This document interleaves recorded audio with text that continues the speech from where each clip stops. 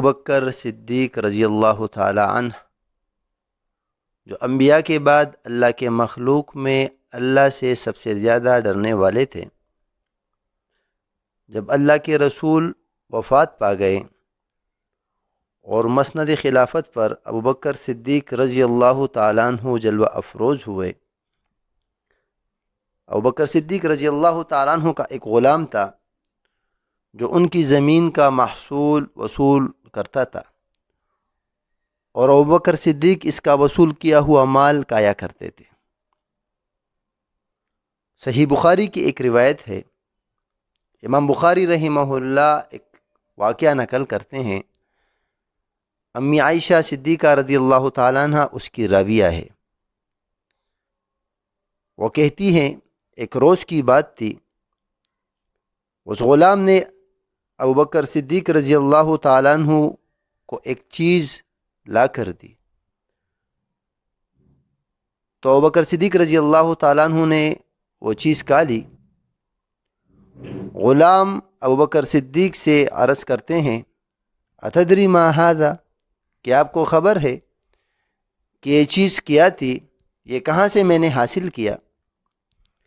ابو بکر صدیق رضی اللہ تعالیٰ عنہ نفی میں اپنا سر ہلاتے ہیں اور کہتے ہیں کہ نہیں، مجھے نہیں پتا یہ کہاں سے آیا تھا،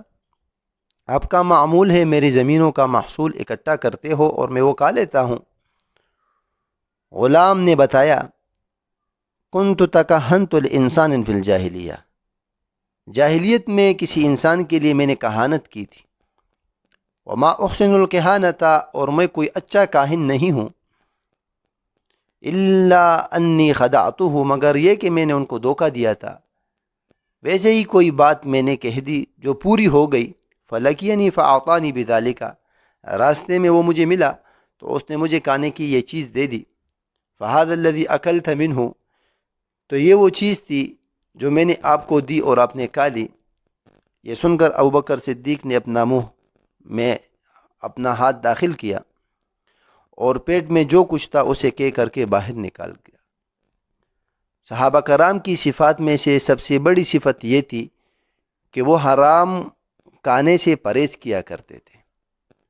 چاہے وہ کاروبار کی شکل میں ہو، چاہے وہ کھانے کی شکل میں ہو، چاہے وہ پینے کی شکل میں ہو یا لباس کی شکل میں ہو، یہ ان کی بڑی صفت تھی،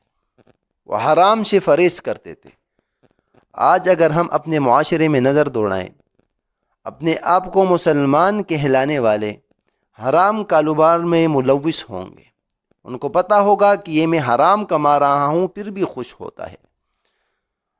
اگر مسلمان کو دیکھے کہ اس کا لباس حرام کا ہوگا، ان کا کھانا ان کا پینا وہ حرام کا ہوگا، انہیں کوئی پرواہ نہیں ہوتی، وہ نمازیں بھی پڑھتے ہوں گے، وہ روزے بھی رکھتے ہوں گے، اور ان کو یہ بھی پتہ ہے کہ اللہ کی رسول کی ایک حدیث ہے، اللہ کے رسول فرماتے ہیں ایک بندہ جو دور سے سفر کرتا ہے حج کے لیے، اس کے بال پراگندہ ہوتے ہیں، اس کے کپڑے میلے ہوتے ہیں، اللہ کو پکارتا ہے، اللہ اس کی نہیں سنتا۔ اس کی وجہ کیا ہے اللہ کی نہ سننے کی؟ کیونکہ اس کا مال حرام کا ہوتا ہے، اس کا گوشت حرام کا بنا ہوتا ہے، اس کا لباس، اس کا کھانا پینا حرام کا تھا۔ اللہ کو کوئی حاجت نہیں ایسی عبادت کی، ایسی دعا کی۔ آج ہماری عبادات قبول نہیں ہوتی،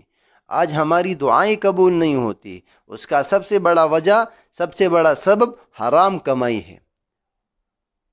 مسلمان اس بات سے ڈرتا ہی نہیں کہ میں حرام کما رہا ہوں اور اس وجہ سے میرے سارے اعمال برباد ہو رہے ہیں، تو سارے اس کام میں ملوث ہیں۔ ہمیں صحابہ کرام کے نقش قدم پر چلنا چاہیے،